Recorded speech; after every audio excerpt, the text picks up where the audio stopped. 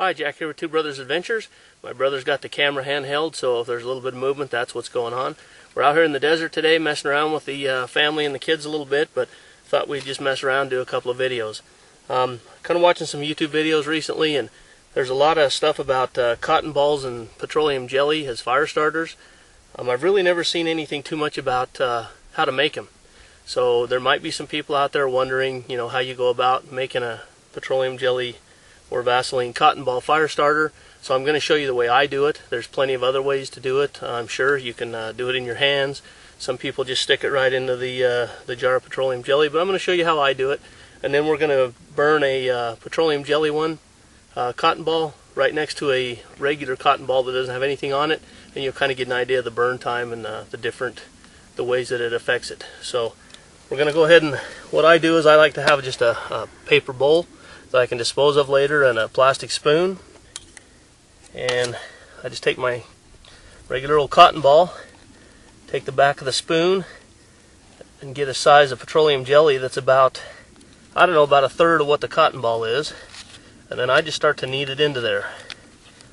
And just move it around, and you're just trying to get that all the way, as much as you can, through that cotton ball. It's not, I haven't found that the ones I don't like mine to be totally so saturated and goopy that you know, can't pick them up and that the stuff's just dripping off of them. I just like to get it, make sure all of the fibers are plenty saturated with the stuff. And as you see, that's taken about most of the petroleum jelly in there. So then once you get that worked in, you can just go ahead and pull it out.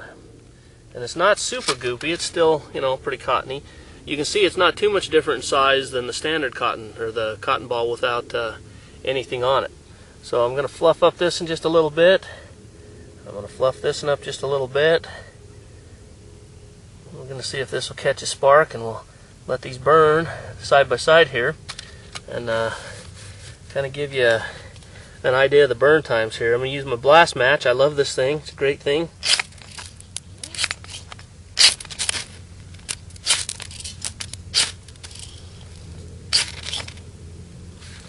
There we go.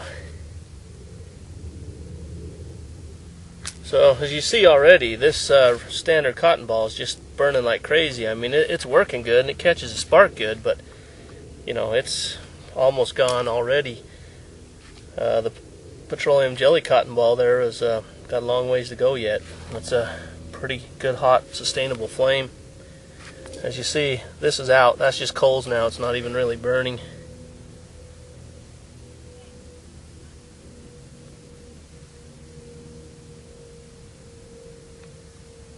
So we'll just let that burn for a minute and kind of see what happens here.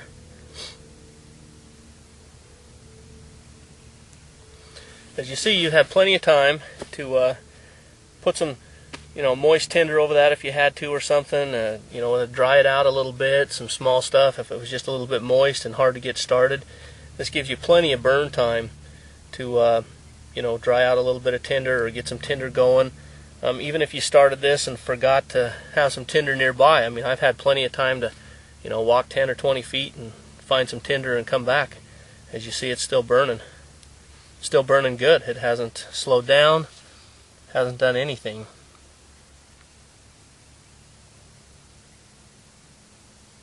Starting to diminish a little bit now, but as you see, this one's totally stone dead. I mean, that's just nothing. It's gone.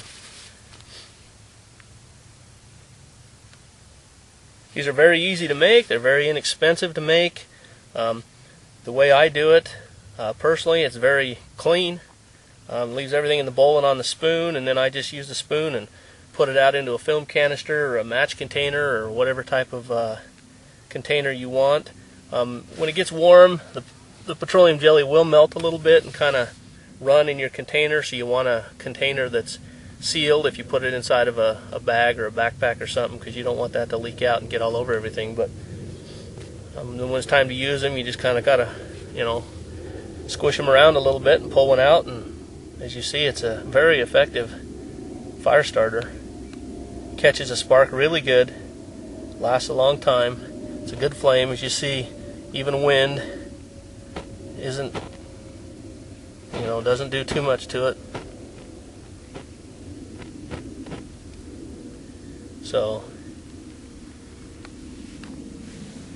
cheap, inexpensive, easy to carry, make as much as you want, not afraid to use them because they don't cost a lot of money, and just let that burn and see what happens. Anyways, I'm Jack, and get out, try some of this stuff, make your own stuff, don't be afraid to experiment, and enjoy yourself.